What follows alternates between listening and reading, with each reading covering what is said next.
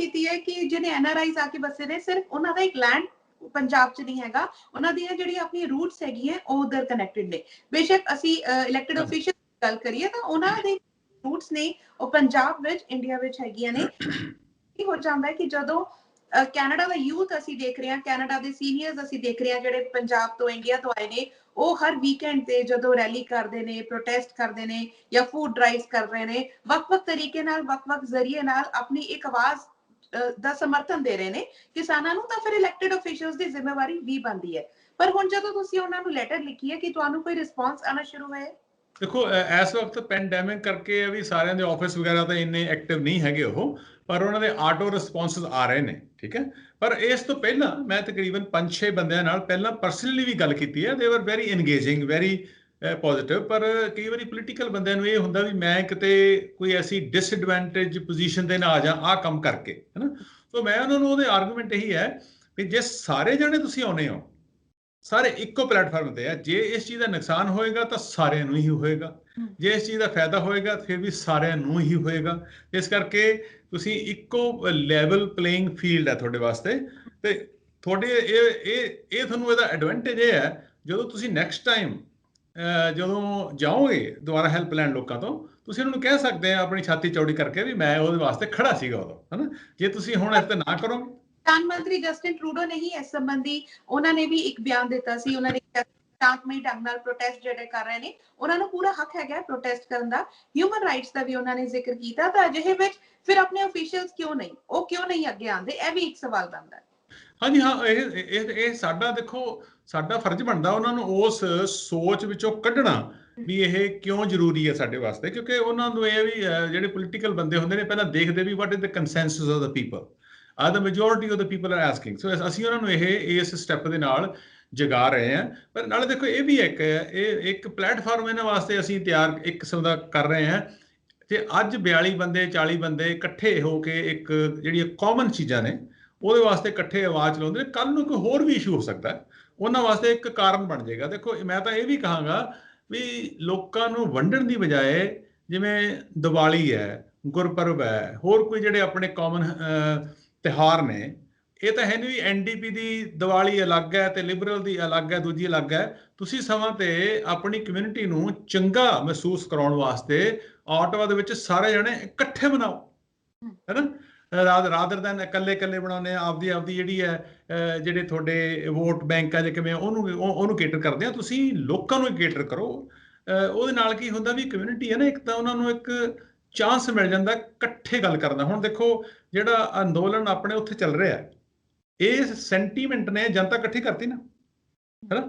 ਇਹ ਮੈਂ ਜਿਵੇਂ ਕਹਿ ਰਿਹਾ ਸੀ ਅੱਗੇ ਵੀ, ਮੈਂ ਕਈ ਥਾਂ ਤੇ ਕਿਹਾ ਵੀ ਇਹ ਕਿਸਮ ਦਾ ਇਸ ਤਰ੍ਹਾਂ ਅੰਦੋਲਨ ਮੈਦਾਨੀ ਬਣ ਗਿਆ ਤੇ ਧਰਤੀ ਚਾਟੀ ਬਣ ਗਈ।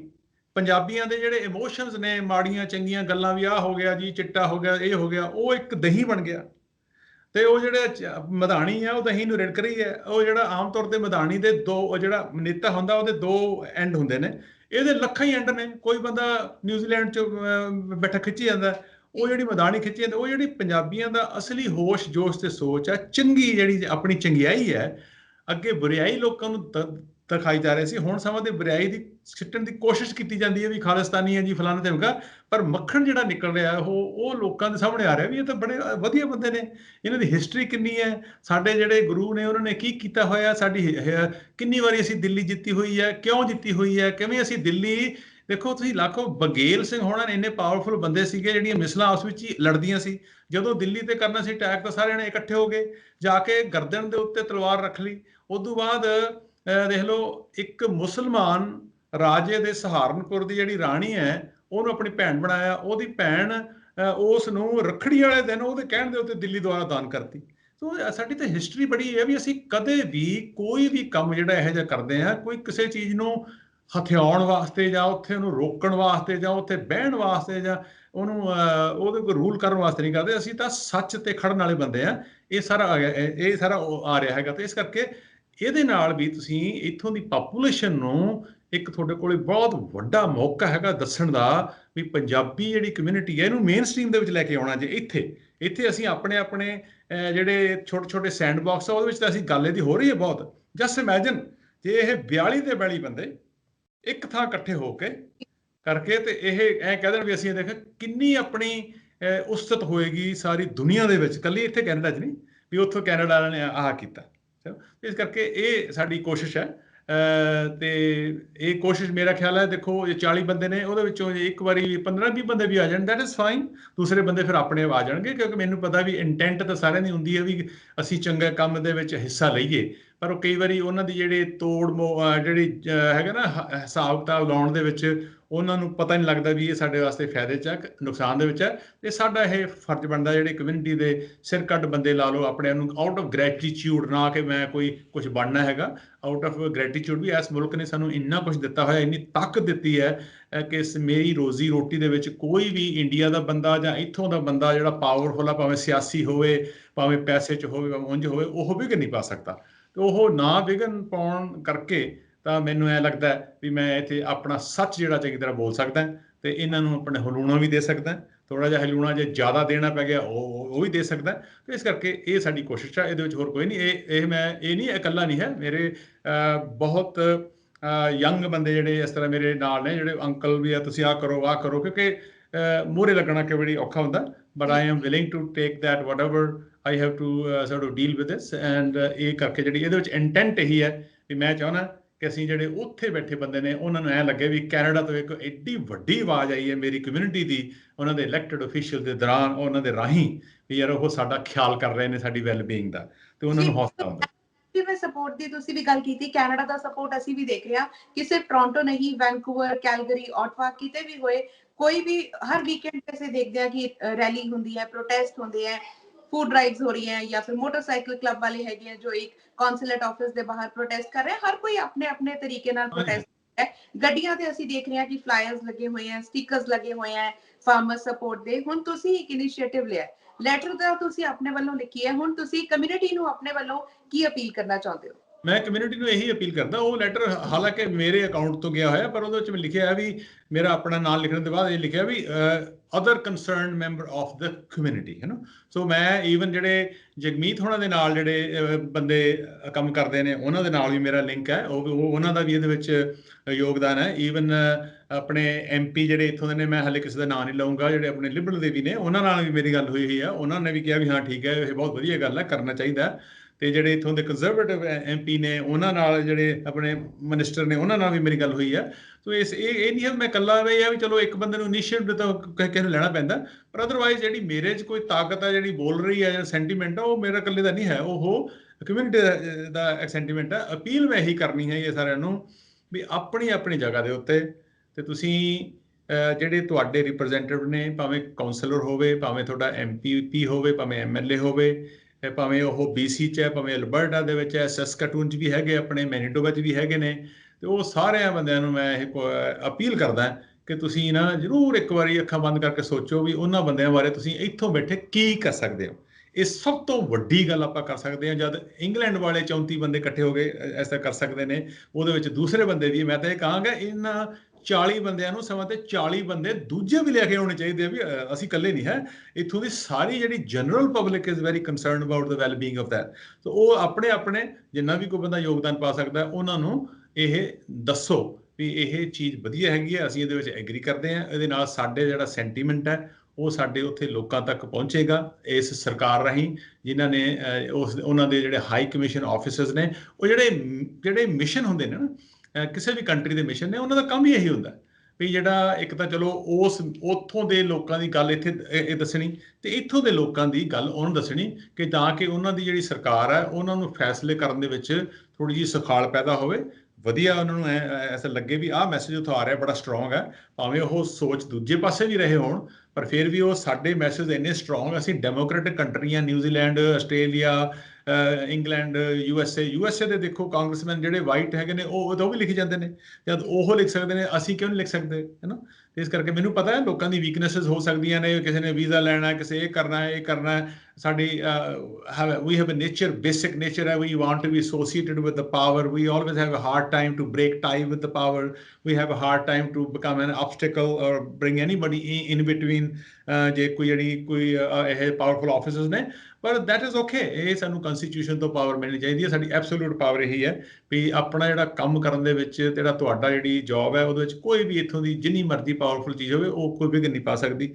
ਤੇ ਜਿਹੜੇ ਤੁਹਾਨੂੰ MP ਬਣਾਇਆ ਜਾਂ MPP ਬਣਾਇਆ, ਇਹ ਕਿਸੇ ਹਾਈ ਕਮਿਸ਼ਨ ਆਫਿਸਰਸ ਨੇ ਨਹੀਂ ਬਣਾਇਆ, ਇਹ ਇੱਥੋਂ ਦੇ ਲੋਕਾਂ ਨੇ ਬਣਾਇਆ। ਇਹਨਾਂ ਦੀਆਂ ਇਸ ਭਾਵਨਾਵਾਂ ਵੀ ਇਹ ਆਪਣੇ ਬੰਦੇ ਨੇ, ਉਹਦੇ ਕਰਕੇ ਤੁਸੀਂ ਉਹਨਾਂ ਕੋਲ ਹੈਲਪ ਲੈਣ ਜਾਂਦੇ ਹੋ। ਤੇ ਇਸ ਕਰਕੇ ਹੁਣ ਆਪਣੇ ਬੰਦੇ ਨੇ ਤੇ ਉਹਨਾਂ ਦੇ ਜਿਹੜੇ ਮਾਂ ਪਿਓ ਜਾਂ ਭੈਣ ਭਰਾ ਉੱਥੇ ਪਿੱਛੇ ਬੈਠੇ ਨੇ, ਉਹਨਾਂ ਵਾਸਤੇ ਜੇ ਤੁਸੀਂ ਕੁਝ ਕਰ ਸਕਦੇ ਹੋ ਤਾਂ ਇਲੈਕਟਡ ਬੰਦੇ ਇਹੀ ਕਰ ਸਕਦੇ ਨੇ। ਤੇ ਜਿਹੜੇ ਤੁਹਾਨੂੰ ਸੁਣਨ ਵਾਲੇ ਦੇਖਣ ਵਾਲੇ ਨੇ ਉਹ ਉਹਨਾਂ ਨੂੰ ਮਾੜਾ ਮੋਟਾ ਜ਼ਰੂਰ ਹਿਲਾਉਣ ਵੀ, ਕਹਿਣ ਵੀ ਹਾਂ ਵੀ ਤੁਸੀਂ ਇਹ ਜਿਹੜੇ ਲੈਟਰ ਨੇ ਇਹ ਸਾਈਨ ਕਰਕੇ ਤੇ ਇਹਨਾਂ ਨੂੰ ਤੁਸੀਂ ਵਾਪਸ ਭੇਜੋ ਤੇ ਹਾਈ ਕਮਿਸ਼ਨ ਦੇ ਵਿੱਚ ਸਾਡੇ ਸੈਂਟੀਮੈਂਟ ਜਿਹੜੇ ਆ ਉਹ ਆਫੀਸ਼ੀਅਲੀ ਰਜਿਸਟਰ ਕਰਾਓ। ਜੀ ਬਿਲਕੁਲ, ਅਸੀਂ ਵੀ ਆਪਣੇ ਚੈਨਲ ਦੇ ਰਾਹੀਂ ਇਹੀ ਕਹਿਣਾ ਚਾਹਾਂਗੇ ਵਿਊਅਰਸ ਨੂੰ ਕਿ ਆਪਣੇ ਰਾਈਡਿੰਗ ਦੇ ਜਿਹੜੇ ਇਲੈਕਟਡ ਰਿਪਰੈਜ਼ੈਂਟੇਟਿਵ ਨੇ ਉਹਨਾਂ ਤੱਕ ਆਵਾਜ਼ ਪਹੁੰਚਾਈ ਜਾਏ ਕਿ ਜਿਹੜੇ ਤੁਹਾਡੇ ਵੱਲੋਂ ਲੈਟਰ ਭੇਜਿਆ ਗਿਆ ਉਸ ਨੂੰ ਸਾਈਨ ਕੀਤਾ ਜਾਏ ਤੇ ਹਾਈ ਕਮਿਸ਼ਨ ਤੱਕ ਇੱਕ ਮੈਸੇਜ ਦਿੱਤਾ ਜਾਏ। ਬਹੁਤ ਬਹੁਤ ਧੰਨਵਾਦ ਸਾਡੇ ਨਾਲ ਜੁੜਨ ਦੇ ਲਈ ਤੇ ਇਨਫੋਰਮੇਸ਼ਨ ਸਾਂਝੀ ਕਰਨ ਦੇ ਲਈ। Thank you so much and stay safe. Thank you, Rupinder. Thank you for taking me in. God bless you. And I wish the very best for the Punjabi all over the world and the very best for the people who are sitting at the door of New Delhi and ਆਪਣੀਆਂ ਮੰਗਾਂ ਮਨਾਉਣ ਵਾਸਤੇ। ਤੇ ਉਮੀਦ ਕਰਦਾ ਕਿ ਪ੍ਰਮਾਤਮਾ ਉਹਨਾਂ ਦੀ ਛੇਤੀ ਗੱਲ ਸੁਣੇ ਤੇ ਉਹ ਆਪਣੇ ਘਰਾਂ ਨੂੰ ਵਾਪਸ ਜਾਣ ਆਪਣੀ ਫੈਮਿਲੀ ਦੇ ਵਿੱਚ। ਥੈਂਕ ਯੂ ਜੀ, thank you so much. Thank you. So ਐਸੀ ਸਾਡੀ ਖਾਸ ਗੱਲਬਾਤ ਹੈਰੀ ਧਾਲੀਵਾਲ ਦੇ ਨਾਲ। ਕੈਨੇਡਾ ਦੇ ਵੱਖ-ਵੱਖ ਸੂਬਿਆਂ ਵਿੱਚ ਕਿਸਾਨਾਂ ਦੇ ਸਮਰਥਨ ਵਿੱਚ ਕੀਤੇ ਜਾ ਰਹੇ ਪ੍ਰੋਟੈਸਟ ਤੇ ਕਾਰ ਰੈਲੀ ਦੀਆਂ ਖਬਰਾਂ ਵੀ ਅਸੀਂ ਤੁਹਾਡੇ ਤੱਕ ਪਹੁੰਚਾਉਂਦੇ ਰਵਾਂਗੇ। ਫਿਲਹਾਲ ਸਾਨੂੰ ਦਿਓ ਇਜਾਜ਼ਤ। ਸਤਿ ਸ਼੍ਰੀ ਅਕਾਲ।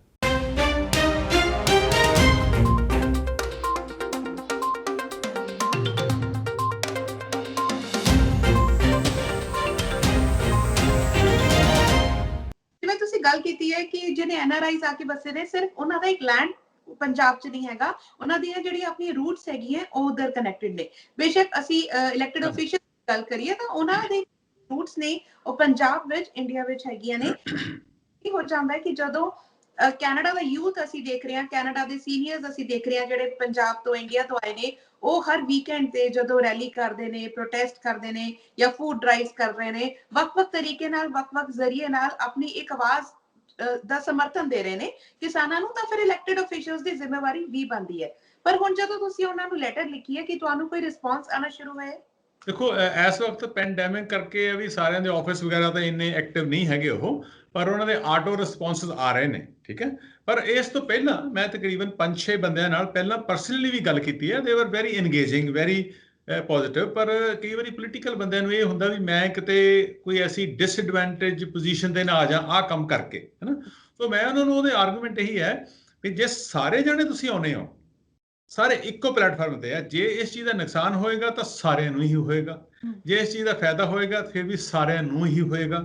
ਇਸ ਕਰਕੇ ਤੁਸੀਂ ਇੱਕੋ ਲੈਵਲ ਪਲੇਇੰਗ ਫੀਲਡ ਹੈ ਤੁਹਾਡੇ ਵਾਸਤੇ।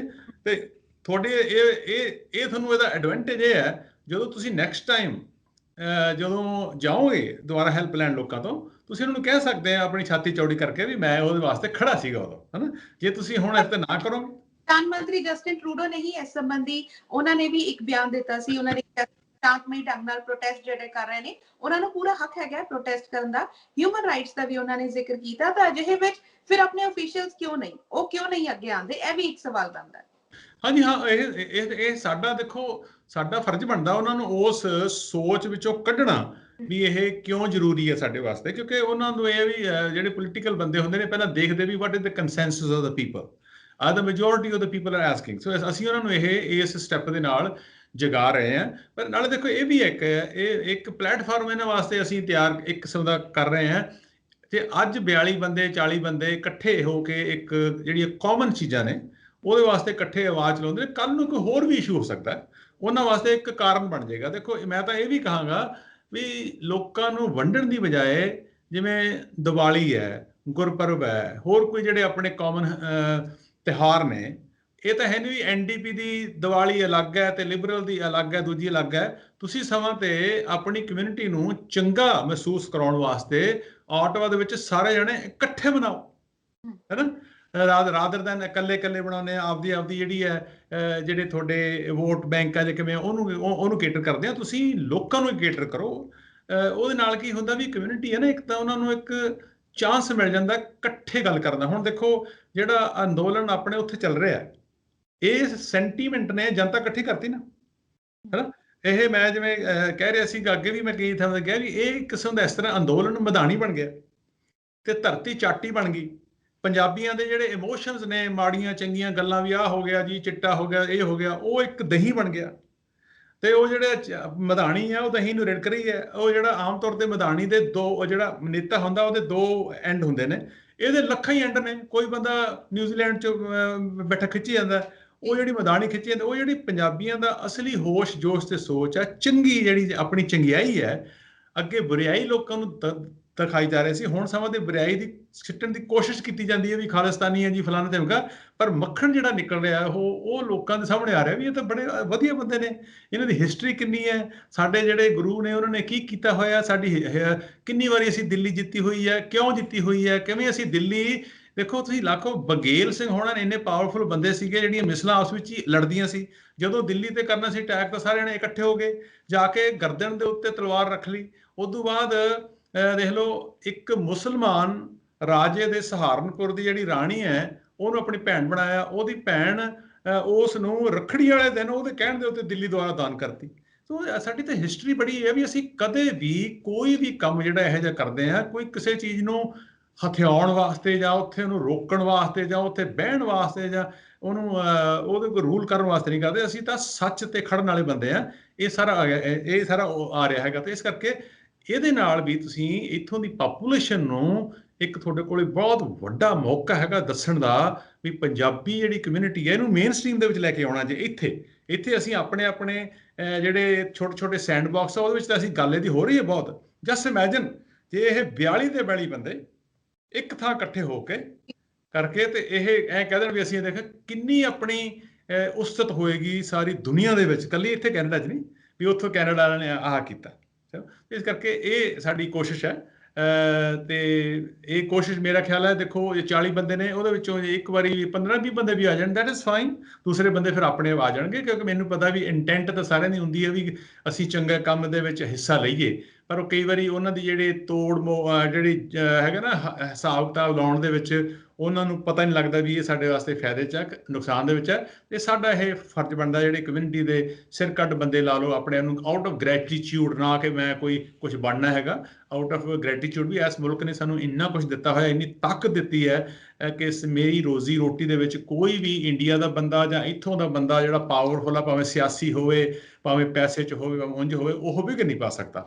ਤੇ ਉਹ ਨਾ ਵਿਘਨ ਪਾਉਣ ਕਰਕੇ ਤਾਂ ਮੈਨੂੰ ਐ ਲੱਗਦਾ ਵੀ ਮੈਂ ਇੱਥੇ ਆਪਣਾ ਸੱਚ ਜਿਹੜਾ ਚੰਗੀ ਤਰ੍ਹਾਂ ਬੋਲ ਸਕਦਾ ਤੇ ਇਹਨਾਂ ਨੂੰ ਆਪਣੇ ਹਲੂਣਾ ਵੀ ਦੇ ਸਕਦਾ। ਥੋੜਾ ਜਿਹਾ ਹਲੂਣਾ ਜੇ ਜ਼ਿਆਦਾ ਦੇਣਾ ਪੈ ਗਿਆ ਉਹ ਵੀ ਦੇ ਸਕਦਾ। ਤੇ ਇਸ ਕਰਕੇ ਇਹ ਸਾਡੀ ਕੋਸ਼ਿਸ਼ ਹੈ, ਇਹਦੇ ਵਿੱਚ ਹੋਰ ਕੋਈ ਨਹੀਂ। ਇਹ ਨਹੀਂ ਇਕੱਲਾ ਨਹੀਂ ਹੈ, ਮੇਰੇ ਬਹੁਤ ਯੰਗ ਬੰਦੇ ਜਿਹੜੇ ਇਸ ਤਰ੍ਹਾਂ ਮੇਰੇ ਨਾਲ ਨੇ, ਜਿਹੜੇ ਅੰਕਲ ਵੀ ਆ, ਤੁਸੀਂ ਆਹ ਕਰੋ, ਕਿਉਂਕਿ ਮੂਹਰੇ ਲੱਗਣਾ ਕਈ ਵਾਰੀ ਔਖਾ ਹੁੰਦਾ, but I am willing to take that whatever I have to sort of deal with this. And ਇਹ ਕਰਕੇ ਜਿਹੜੀ ਇਹਦੇ ਵਿੱਚ ਇੰਟੈਂਟ ਇਹੀ ਹੈ ਵੀ ਮੈਂ ਚਾਹੁੰਦਾ ਕਿ ਅਸੀਂ ਜਿਹੜੇ ਉੱਥੇ ਬੈਠੇ ਬੰਦੇ ਨੇ ਉਹਨਾਂ ਨੂੰ ਐਂ ਲੱਗੇ ਵੀ ਕੈਨੇਡਾ ਤੋਂ ਇੱਕ ਐਡੀ ਵੱਡੀ ਆਵਾਜ਼ ਆਈ ਹੈ ਮੇਰੀ ਕਮਿਊਨਿਟੀ ਦੀ, ਉਹਨਾਂ ਦੇ ਇਲੈਕਟਡ ਅਫੀਸ਼ੀਅਲ ਦੇ ਦੌਰਾਨ, ਉਹਨਾਂ ਦੇ ਰਾਹੀਂ, ਵੀ ਯਾਰ ਉਹ ਸਾਡਾ ਖਿਆਲ ਕਰ ਰਹੇ ਨੇ, ਸਾਡੀ ਵੈਲਬੀਇੰਗ ਦਾ, ਤੇ ਉਹਨਾਂ ਨੂੰ ਹੌਸਲਾ ਹੁੰਦਾ।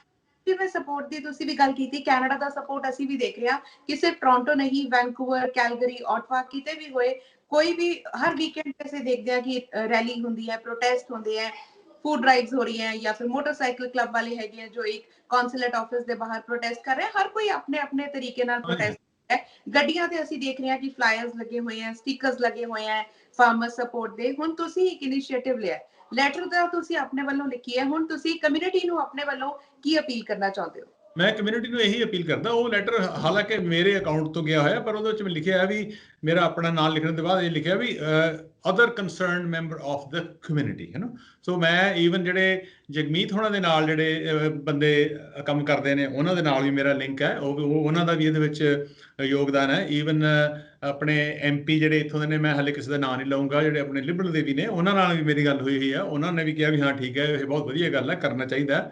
ਤੇ ਜਿਹੜੇ ਇੱਥੋਂ ਦੇ ਕੰਜ਼ਰਵੇਟਿਵ MP ਨੇ, ਉਹਨਾਂ ਨਾਲ ਜਿਹੜੇ ਆਪਣੇ ਮਿਨਿਸਟਰ ਨੇ, ਉਹਨਾਂ ਨਾਲ ਵੀ ਮੇਰੀ ਗੱਲ ਹੋਈ ਹੈ।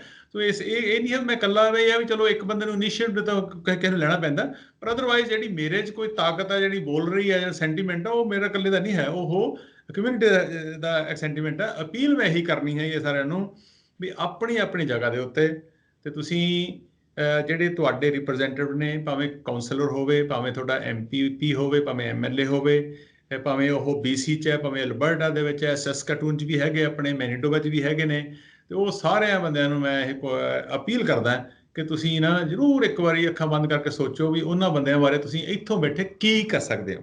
ਇਹ ਸਭ ਤੋਂ ਵੱਡੀ ਗੱਲ ਆਪਾਂ ਕਰ ਸਕਦੇ ਹਾਂ। ਜਦ ਇੰਗਲੈਂਡ ਵਾਲੇ 34 ਬੰਦੇ ਇਕੱਠੇ ਹੋ ਗਏ ਐਸਾ ਕਰ ਸਕਦੇ ਨੇ, ਉਹਦੇ ਵਿੱਚ ਦੂਸਰੇ ਬੰਦੇ ਵੀ, ਮੈਂ ਤਾਂ ਇਹ ਕਹਾਂਗਾ ਇਹਨਾਂ 40 ਬੰਦਿਆਂ ਨੂੰ ਸਮਾਂ ਤੇ 40 ਬੰਦੇ ਦੂਜੇ ਵੀ ਲੈ ਕੇ ਆਉਣੇ ਚਾਹੀਦੇ ਆ ਵੀ ਅਸੀਂ ਇਕੱਲੇ ਨਹੀਂ ਹੈ।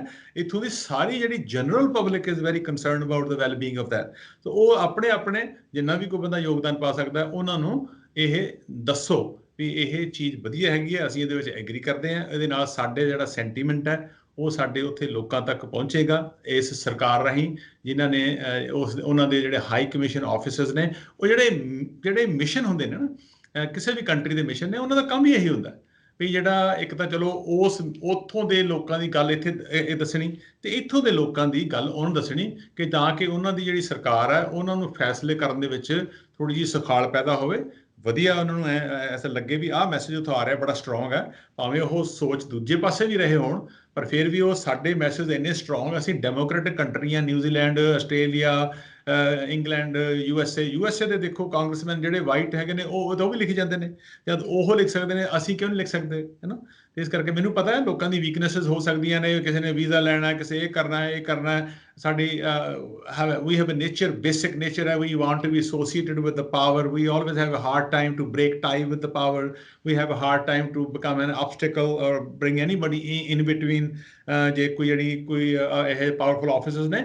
ਪਰ ਦੈਟ ਇਜ਼ ਓਕੇ, ਇਹ ਸਾਨੂੰ ਕਨਸਟੀਟਿਊਸ਼ਨ ਤੋਂ ਪਾਵਰ ਮਿਲਣੀ ਚਾਹੀਦੀ ਹੈ। ਸਾਡੀ ਐਬਸੋਲੂਟ ਪਾਵਰ ਇਹੀ ਹੈ ਵੀ ਆਪਣਾ ਜਿਹੜਾ ਕੰਮ ਕਰਨ ਦੇ ਵਿੱਚ, ਜਿਹੜਾ ਤੁਹਾਡਾ ਜਿਹੜੀ ਜੌਬ ਹੈ ਉਹਦੇ ਵਿੱਚ ਕੋਈ ਵੀ ਇੱਥੋਂ ਦੀ ਜਿੰਨੀ ਮਰਜ਼ੀ ਪਾਵਰਫੁਲ ਚੀਜ਼ ਹੋਵੇ ਉਹ ਕੋਈ ਵਿਘਨ ਨਹੀਂ ਪਾ ਸਕਦੀ। ਤੇ ਜਿਹੜੇ ਤੁਹਾਨੂੰ MP ਬਣਾਇਆ ਜਾਂ MPP ਬਣਾਇਆ, ਇਹ ਕਿਸੇ ਹਾਈ ਕਮਿਸ਼ਨ ਆਫਿਸਰਸ ਨੇ ਨਹੀਂ ਬਣਾਇਆ, ਇਹ ਇੱਥੋਂ ਦੇ ਲੋਕਾਂ ਨੇ ਬਣਾਇਆ। ਇਹਨਾਂ ਦੀਆਂ ਇਸ ਭਾਵਨਾਵਾਂ ਵੀ ਇਹ ਆਪਣੇ ਬੰਦੇ ਨੇ, ਉਹਦੇ ਕਰਕੇ ਤੁਸੀਂ ਉਹਨਾਂ ਕੋਲ ਹੈਲਪ ਲੈਣ ਜਾਂਦੇ ਹੋ।